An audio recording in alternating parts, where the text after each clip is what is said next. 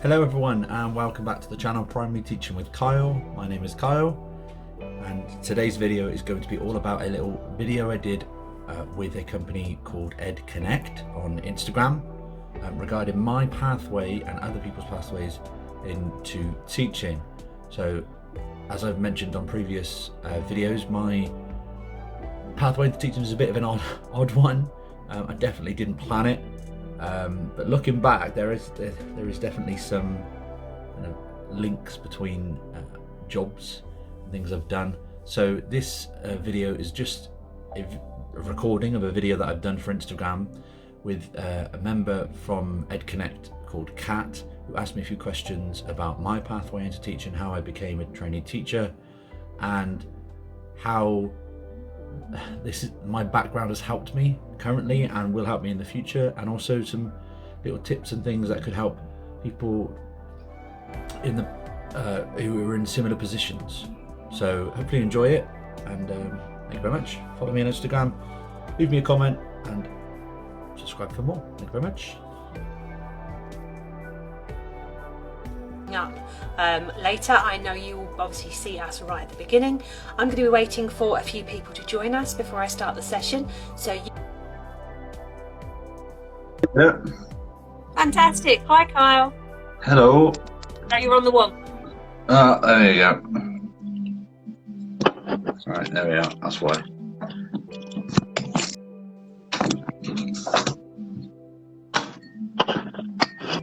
There we are. Are we there? Fantastic. Nice to meet you. And you, virtually. Virtually. Okay, so do you want to give us your introduction? Tell us about yourself. Yeah. Well, the little brief overview about myself is that obviously sports coaching. So I did a uni degree for sports coaching from 18 to 21 in Worcester University.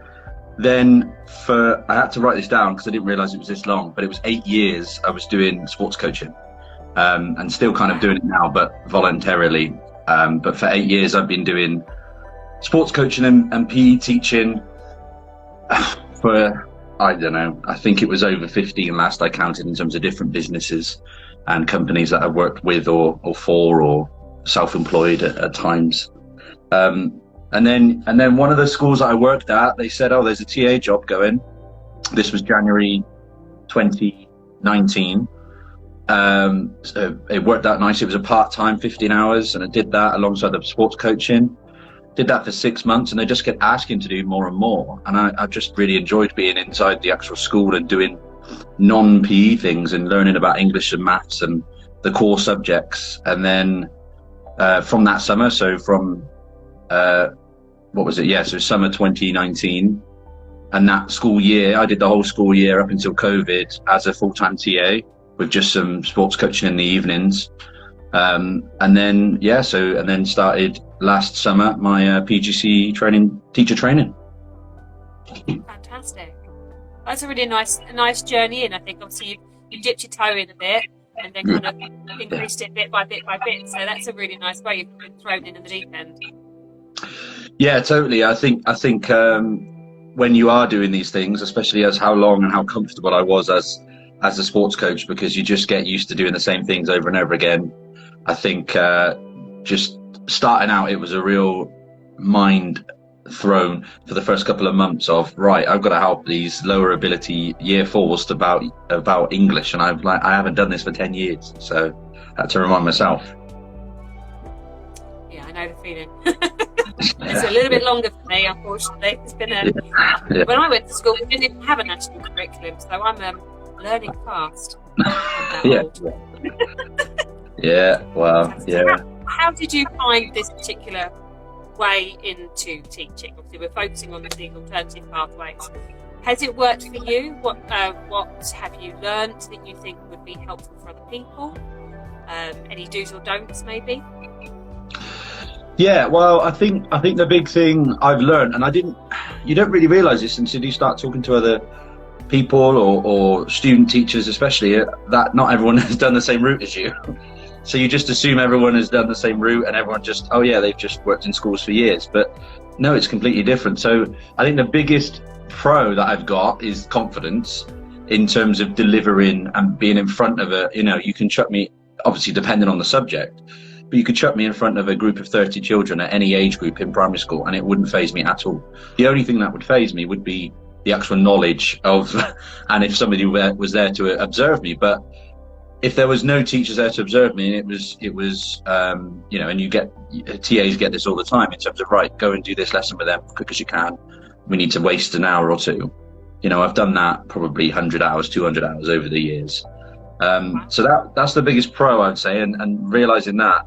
In terms of other skills, I would say the behavior management, just by sheer working in so many different schools, in so many different ways, what we found quite early was just not having your own behavior management and attaching to the schools.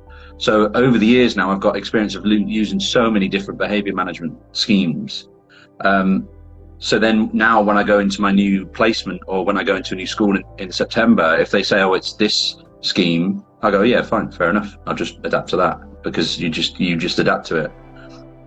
In terms of do's and don'ts, I think the biggest don't is trying to make everything active. So I really struggled in the first couple of weeks of being a trainee teacher, because I was trying to make as many activities active as much as possible, because I didn't feel comfortable with them sitting down for an hour or two, because I wasn't used to that. So there are some, there's definitely some needs for, I think definitely when I get my own class and future teaching, I want to try and get some active, kind of brain breaks or whatever you want to call them, where let's go up and do some jumping around or something like that, just to get you moving and get the brain going again. But in terms of the whole lesson, I think it's quite a hard thing to do sometimes. Some things just don't work for it.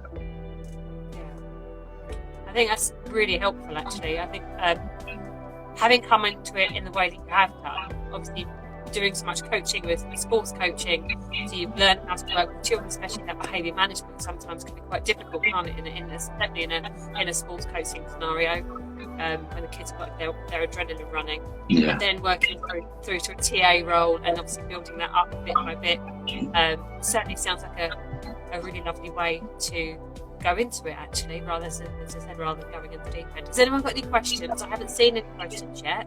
If you have any questions for Carl, please do pop them in the chat and we will ask them. I think both myself and Carl can see them. But other than that, we'll try and have a quick chat. So I think I would really be interested in, as you said, about the different schools, and you've seen the different ways that different schools work. Have you ever experienced a situation where you've been in a school that has worked in such a way that you really didn't think you could get to grips with it? Or has it been that the majority of schools, the way that they work, although it would be slightly different, has actually been quite easy to adapt to? I think, yeah, easy. There's some that are generally easy to adapt to. I think sometimes, and also TAs do this as well, when they take to lessons as well. I think the big thing, sometimes you go into a school and after a couple of days you go, well, this isn't working. It's all well and good you saying this, but because I'm only in once a week or twice a week or so, they're not reacting to it. So I'll try something else, and I'll try another way of doing it, or I'll try. And obviously it's very different when you're doing sports coaching, because this is obviously a stereotype, but generally the ones who will, behave badly in the class is because they want to be outside and they enjoy that. So you won't have that much of an issue with the behaviour management outside. But what you will do is the kind of, leadership, if that makes sense. Kind of same when a TA runs the class, in that regard of, stepping in, and they know that you're not the real teacher. They know that you're not there all the time, and they kind of do push it a bit. But if you're okay with it and you use the school's behaviour policy, then I think it does, over time, you start to get a bit more footing in it. Oh, that's fantastic. I'm just reading some of the messages. So Mrs. Trainee Teacher says she was going to be similar in September. Currently a figure skating coach and starting training in September. It gives her hope as she's no school experience, but she started volunteering in one today. Well done, congratulations. Yeah, You must be tired. Okay, so we've got we've got a question from one of your fellow speakers. Have you found it tough to gain the respect of some children who had originally seen you as coach but now have to see you as the teacher? Well, luckily that hasn't been an issue, because the school, I had to move schools from when I was a TA. The school that I was a TA in didn't have any schemes or anything to do with teacher training, so there was nothing to do with that. So I had to move to a different federation, and because it was quite far away, and the school that I'm actually working in is a good 15 miles away from Hereford, where I was based, in Hereford and Worcester. There's no kids that are there, but I have had a few that have seen me in other schools before, in the other placement that I had, which was in the city of Hereford, and they did look at me a bit odd at the start, but I think with COVID and lockdown and the kids coming back, I think when they fully came back, I was then had a couple of months in it, and I was like, all right, yeah, he's the teacher, and that's it. And that comes with your class teacher as well. I'd say the class mentor, the way they treat you. Now obviously they don't treat you too differently to teaching assistants, but they see you delivering more lessons, and that just comes over time. I think you deliver more lessons and they go, right, this is a teacher now. Okay. Yeah, I think a lot of kids sometimes also have quite short memories, and it's once they've seen you in that position for a while, it's, oh yeah, you've been a teacher for a week, you're my teacher now. Yeah, that's it. We've got Joanne says that they're in a similar situation, 15 years in pharmaceuticals, 6 years as a TA, and now ready to approach my head RE salaried route of training. Excellent, well done. Yeah, good luck with that. I would have loved to have done the salary route. I couldn't get it. I couldn't get onto it. I'd have loved to have done the salary route. I mean, TA to a teacher is a whole other subject. Absolutely. Oh, we've got a question from Mrs. Spectacular 12. Says, what if as a TA the school behaviour management doesn't work while teaching and the children keep on pushing where no much work is evidenced in the book? Yeah, well, I mean, we've got this at our school currently. The TA is the one who runs the Friday afternoon PSHE lessons, and the teacher's in another class. It's his PPA, and she really struggles. So she loves it when I'm in on a Friday, because I'm there as well. I don't teach, she still teaches, but I'm there. And she really struggles. I think the biggest thing with that is just trying to get that respect, and whatever needs to be done. I think the teachers don't mind however you get the respect and however you get them on board. I think as long as you get them on board with whatever needs to be done. So for example, the TA that's in our class at the moment, she just promises, right, we're going to have a longer break, we're going to have an afternoon break, we just need to get this work done, and there you go, there's a half an hour afternoon break, and they work harder towards it. They're not brilliant, and they're nowhere near the teacher standards that the normal teacher has, because they, like you say, they know it and they push it. Exactly. You've got to just work with what you can get out of them at the time, and keep your expectations realistic, I think. Yeah. I do like that though. I love the thing of extra golden time always works as well. Right. They love it, yeah. Extra playtime, extra golden time. Whatever. Fantastic. Okay, well, we've gone through all the questions so far. And I think it's been really interesting to hear from you, Kyle, actually. I think going from coach to TA to teacher is, fascinating. So the different roles and how you transition between the two of them is... Yeah, well, I can tell you it definitely wasn't planned, but I think looking back, it's definitely something that other people could do, because I do think as a TA or whoever, if you volunteer in a school in other subjects, I think you do get an understanding whether you actually do want to do it or not. Absolutely, very simple. I mean, I've been in finance for years, but I was working as a coach in my finance company, and that's kind of how I'd wanted to be a teacher before. Things didn't quite work out, so I fell into finance and then went into coaching. That's because I always ended up in some kind of training capacity at my work. Somebody was telling me something, and then I started volunteering at school. Very similar. I was acting as a TA in a school, and then realised, this was for me. And took the huge jump of quitting my job with a mortgage, 2 kids, and my husband, and doing my degree. And I start my teacher training in September. So, Yes, I know. It's a lovely way of doing it. I think you come into teaching with so much more experience and a slightly different opinion of the way of doing things than maybe other people.